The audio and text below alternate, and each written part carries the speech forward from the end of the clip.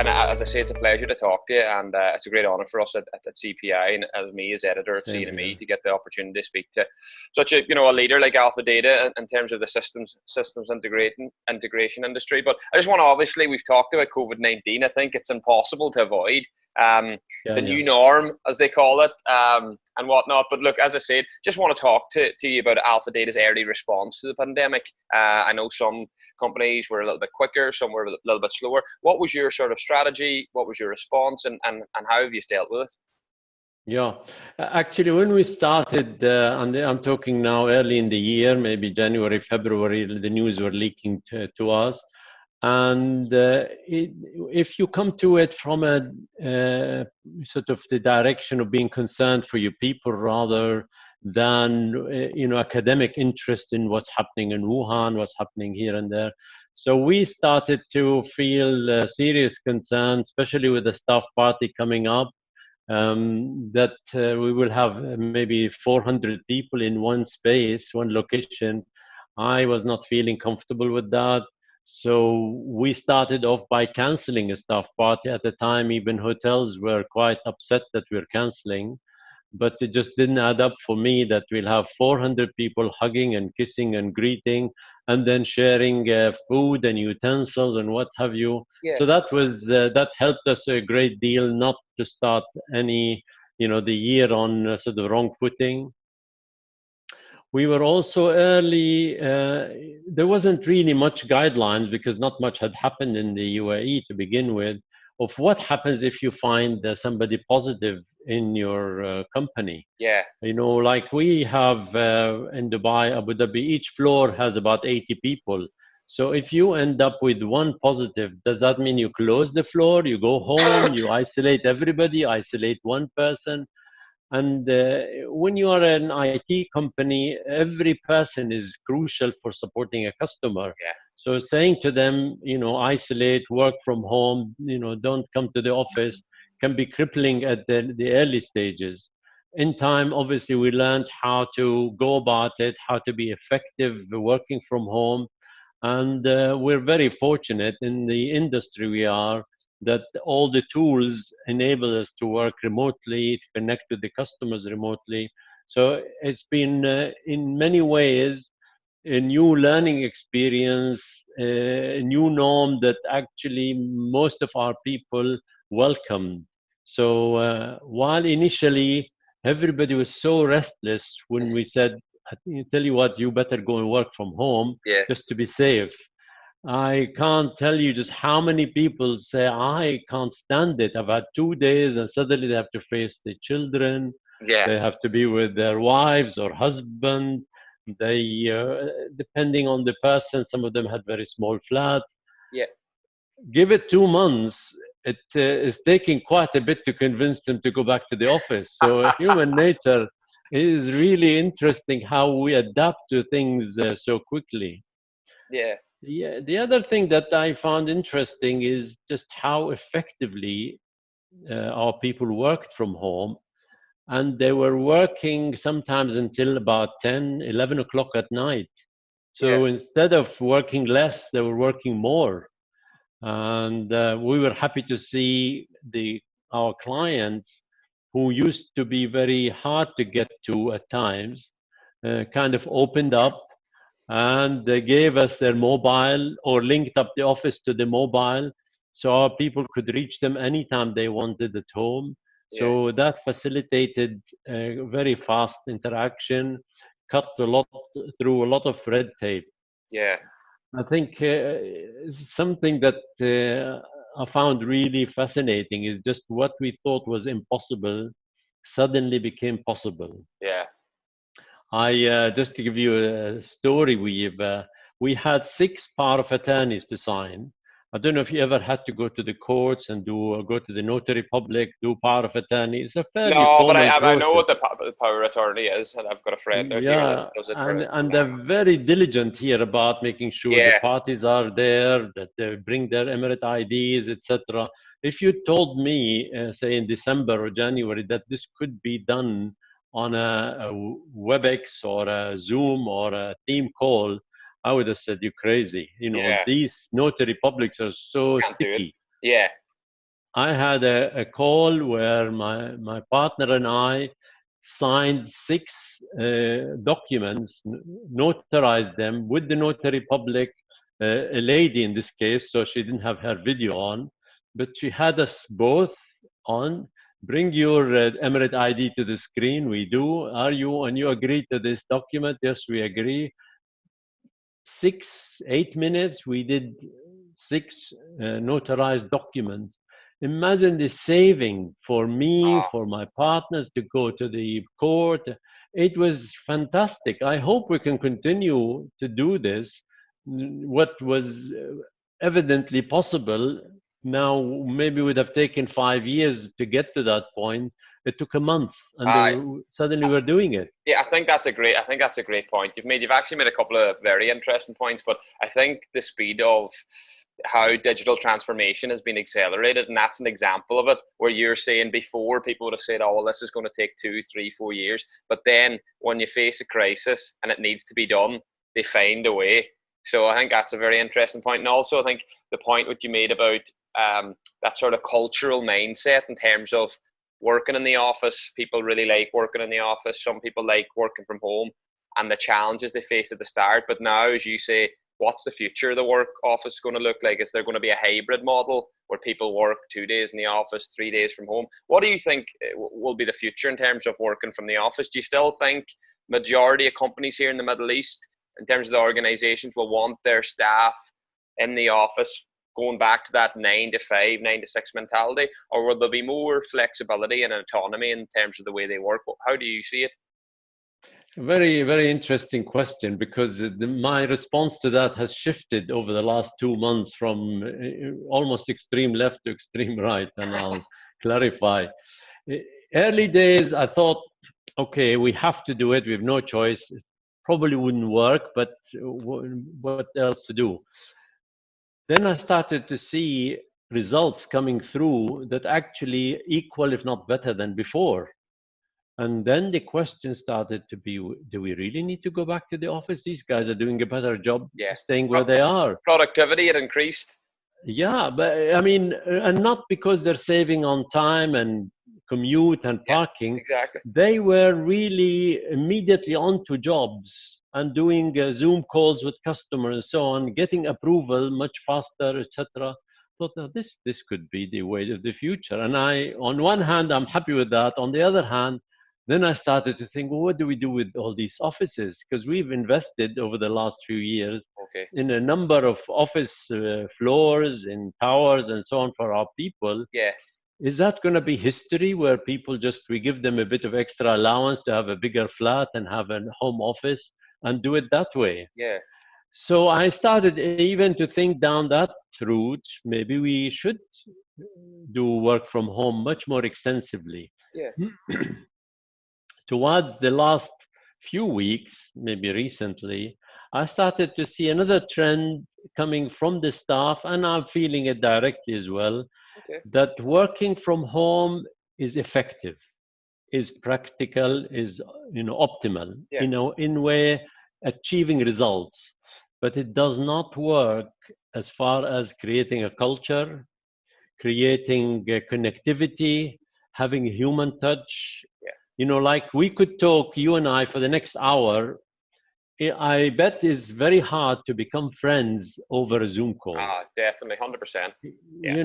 And I wondered, why is that? And then started to echo with my staff that unless I see my colleague, it's very hard just to see an icon on a screen and connect with that. Yeah. I also used to do meetings, and after half an hour, 40 minutes meeting, I finish and I would say to my wife, I don't know why I feel exhausted. It was just an easy meeting by the look of it. Yeah. Then I realized mentally, I'm trying to fill in gaps that a Zoom call doesn't solve. I'm trying to read body language. I'm trying to read the eye movement, the facial movement, to fill in, to understand what the other person is signaling to me. When I sit with them in the flesh, face to face, I relax and we chit chat and we laugh and walk away as friends kind of thing, Yeah. not so much on Zoom or on No. any of the Any video of the video conferencing. conferencing tools, yeah. So I'm now of the mindset that it's a combination. It has got to be. So I'm saying to all the managers, I'll leave it up to you with your direct reports to decide which one can give the best results working from home, which one who works, say, as part of a team, and they need to be at the office to sit with their colleague to say they're doing architecting a solution. They Yeah. need to chit chat and find the optimum solution. Some people have children and they're teaching them at home. They have to be at home. Some are commuting, say, from Sharjah. Yeah. I mean, it's a killer to go an hour and a half each way. It is. So there is no final answer, but there is definitely a need for a physical contact as well as the productivity aspect, the optimum work from home solution. You need to try and find a happy medium Yeah. so that you can maintain a culture. Yeah, I think that's a great answer, and I think we're singing off the same page there, because even for me, I love a lot of aspects about working from home, but I do miss that office environment of just having a conversation or grabbing a coffee, and it is a lot more, you know, intimate than a Zoom call. Like, you can have a Zoom call every day with your colleagues, but you'd far rather meet them, you know, because I think on a Zoom call as well, it's always about work. It's very hard to, you know, have a laugh and a joke. Yeah. Whereas I think in the Yeah. office, you miss that sort of interaction. So I think there has to be, as you say, a balance. So maybe someone like me might want to work from home 2 days a week, but I want to be in the office for the other 3. So I think if companies adopt that approach where you can have a flexible, as you say, hybrid approach, because I mean, my wife's a teacher, and I know it's been a challenge for parents that are working that then have kids, you know, doing online. So I mean, for them, it's probably been tough for them to get their work done because they've got kids, so they probably can't wait to get back to the office. So I think everyone's different. So I think we can't just go one way or the other. I think it's got to be, as you say, a hybrid model. But Yeah. some of the trends you've seen and changing is very interesting. I find that very interesting. Yeah, yeah. Well, I've seen companies, whether you're at Twitter or some of the companies says now you can work forever from home. That's all very well. I If think you're a that's digital platform, you probably exactly. can do that. But frankly, and you're probably been with your organization for a while, I fail to see if you take a new recruit on, how would you indoctrinate them into the culture and the ethos of the companies?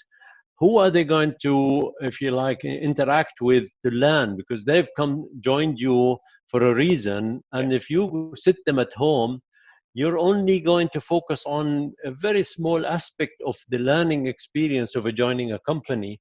So I think you really do need to balance it and know that the fun of life and work and being at work and being with your colleague isn't all about results. Because if I want to go strictly about results, I would say go stay at home because I'm getting better results. Yeah, Don't come to the office.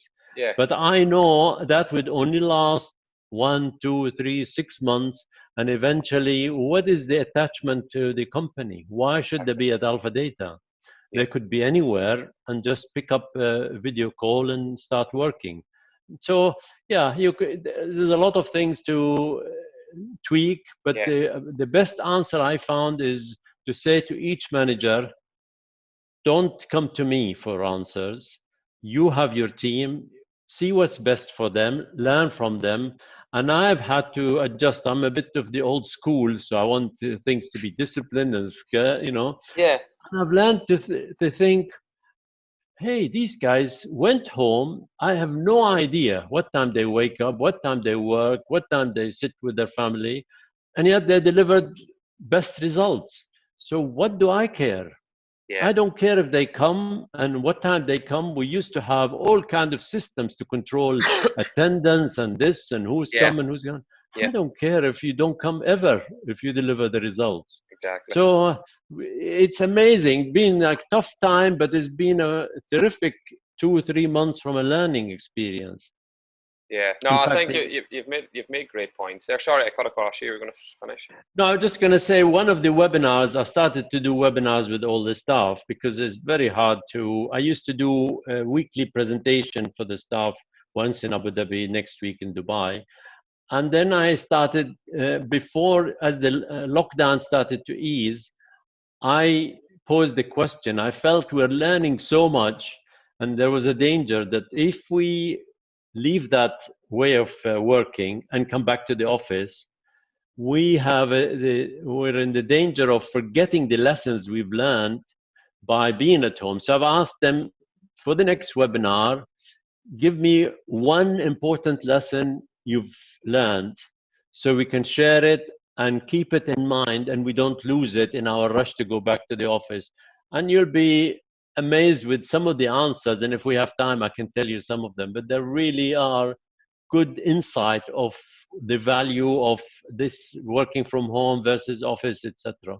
Yeah, we have time, so if you're able to share some of them now, it'd be great. Well, okay, let me read very quickly. I'm a wee bit intrigued. Yeah, so these are not in any order, just the way they fired them at me. The first one says, we need our colleagues to keep us motivated. Now, I never thought that is how it works, but it seems to.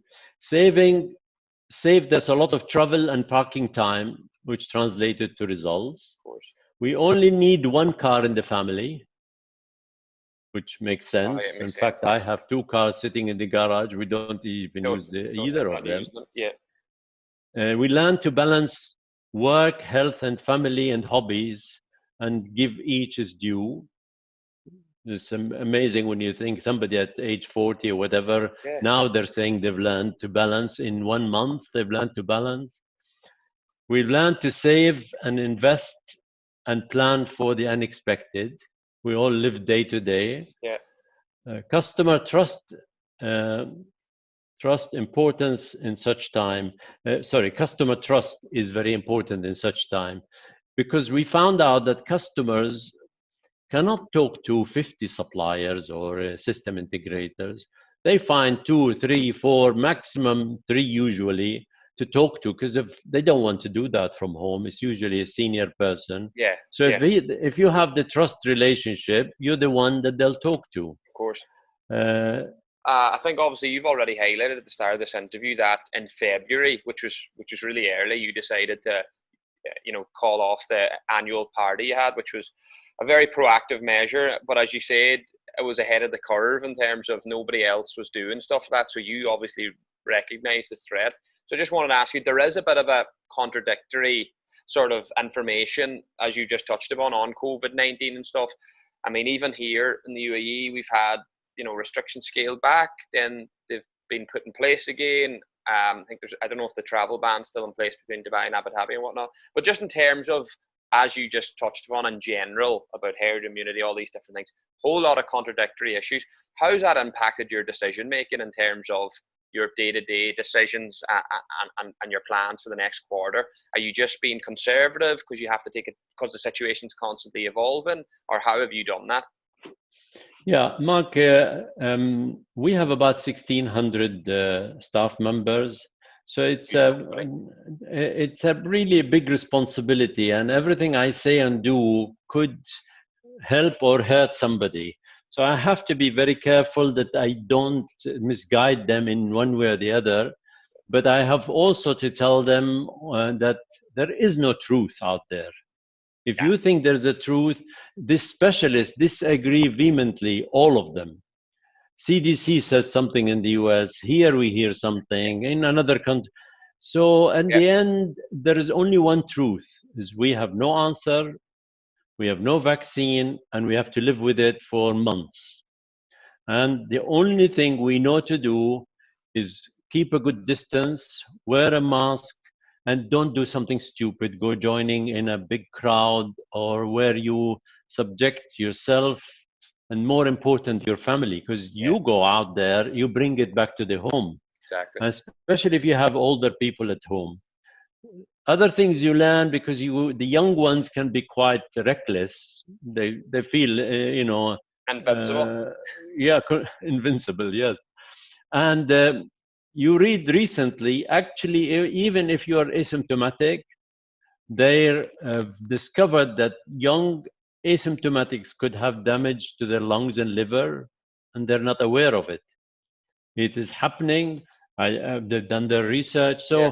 you never want to be careless. Exactly. And it doesn't cost you anything to extra cleanliness, sanitization, a mask, and if necessary, gloves, Yeah. and live with that until somebody says, here is an answer. And frankly, even if there is an answer, what's the answer? A vaccine that is barely tested because everybody is dashing to say, I was first.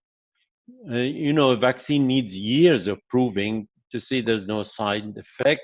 Yeah. It doesn't hurt you more than the disease itself, Exactly. etc. It's not a And quick we're fix. not gonna It's gonna take be time. stupid for us to just jump on it by the thousands and millions and do it. Exactly. So, yeah, I do have concerns, and they're twofold. One, and it's more economic concerns Yeah. rather Of than course. health concerns. Yeah. That's the background. Health concerns, everybody has that Yeah. concern. But the economic concerns is really quite serious. I don't know if you heard of the terminology, what they call the when they hammer and where you open up for a while and then you have to lock down, then Yeah. open up and lock down, depending on if it gets second wave, third wave, etc. Yes. Yeah. Well, honestly, this kind of lockdown would damage the economy endlessly. Yeah. A secondary lockdown, people will despair. Yeah. First one, people were cooperative. I don't think whether it's Mm. US or UK or even here, Yeah. people will tolerate a second lockdown. Nah, I don't think they will. So that will be really damaging. The other thing I'm concerned about, and so it's for the first time yesterday, I went to a mall. I'm over 60, so it has been not been possible to go to malls, Of course. but now they changed it to 70, so I was able to. And I go mostly just to get the pulse of the place. Yeah. And I saw something, and it was also reflected by the answers my guys told me from the lessons learned, that actually very, very, very few people are shopping. Now, some of it could be fear of going out. Some of it could be maybe money is tight, I would say whatever. probably that. I think one thing we've all learned is the dopamine hit I get from buying something is not all that necessary. I can do 100%. without it. Definitely. And what happens to society like Dubai, like Abu Dhabi, if people half their spending and stop spending on consumer stuff? Yeah, they have essential, but that would be huge impact on economies worldwide, but even more so, say, like in Dubai, which depends on shopping, depends on malls, etc. So does Abu Dhabi to a lesser degree. Yeah. What would happen there? So the Huge whole economic real consequences there. economic engine grinds to a halt if if that happens, and that is not something you want to try and fix. Push people go spend. Yeah. Maybe it was a rational decision. Why should I spend? I don't need it. Yeah. So we're learning lots of things. As they mentioned, we only need one car. So who's going to buy the next car, and so Exactly. on. So the lockdown, especially if there is a secondary lockdown, I think will knock us for six. And the change of spending habit could also have a huge impact.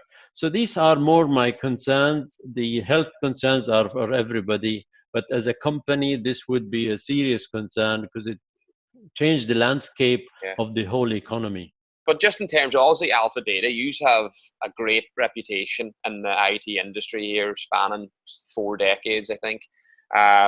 And I think what makes you guys such a success is that customer centricity that you always have. So in terms of customers, what sort of technologies has Alpha Data focused on in order to help its customers, and what sort of was their main pain points in terms of coming to you guys to help them address?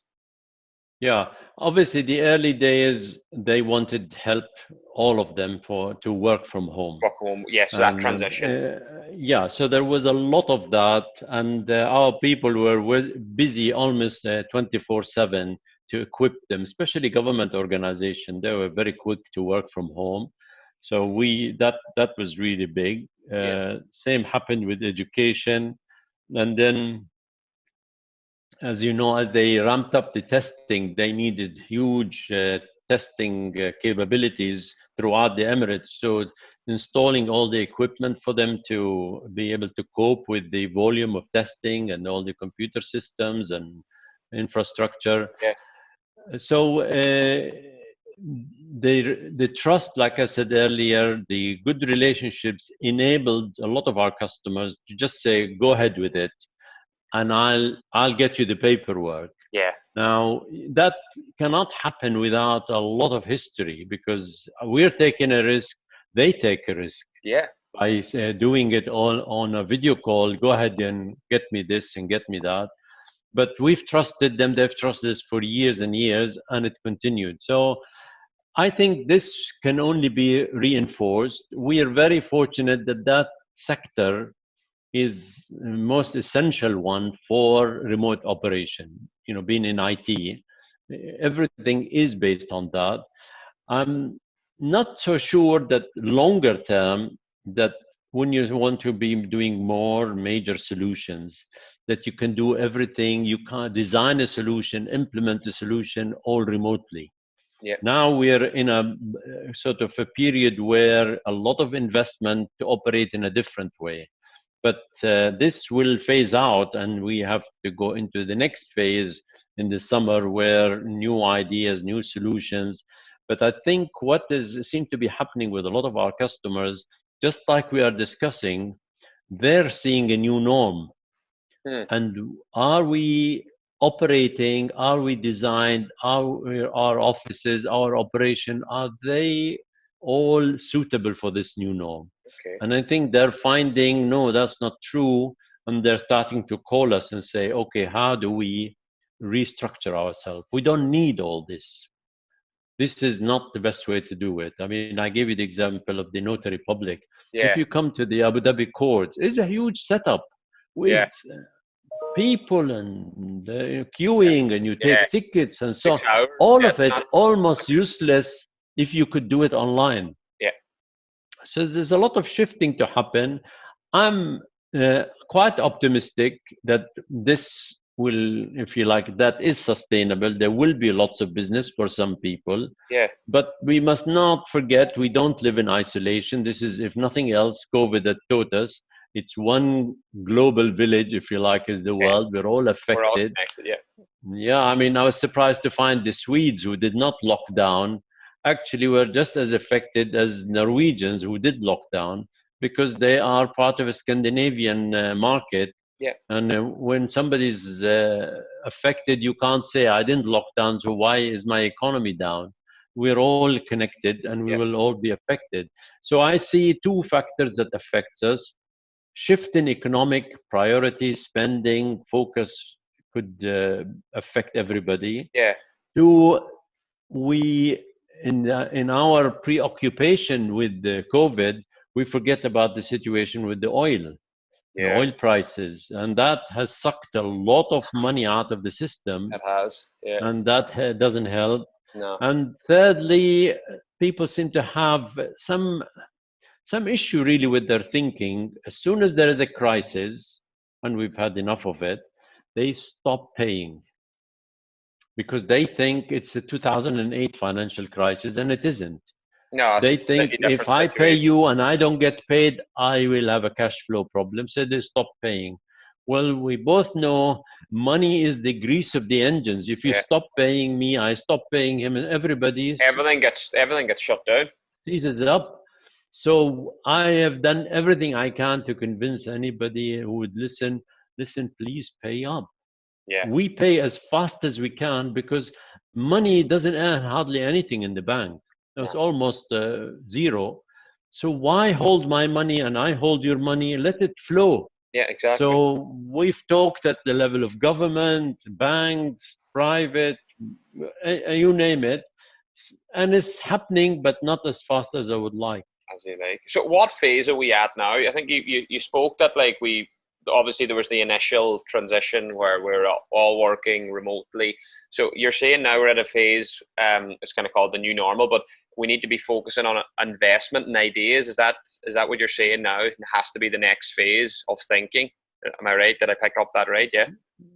Yeah, I think we are in the phase of first seeing that sort of a hybrid between working remotely, working from the office will come about. Yeah. No single answer, whether you are private or government.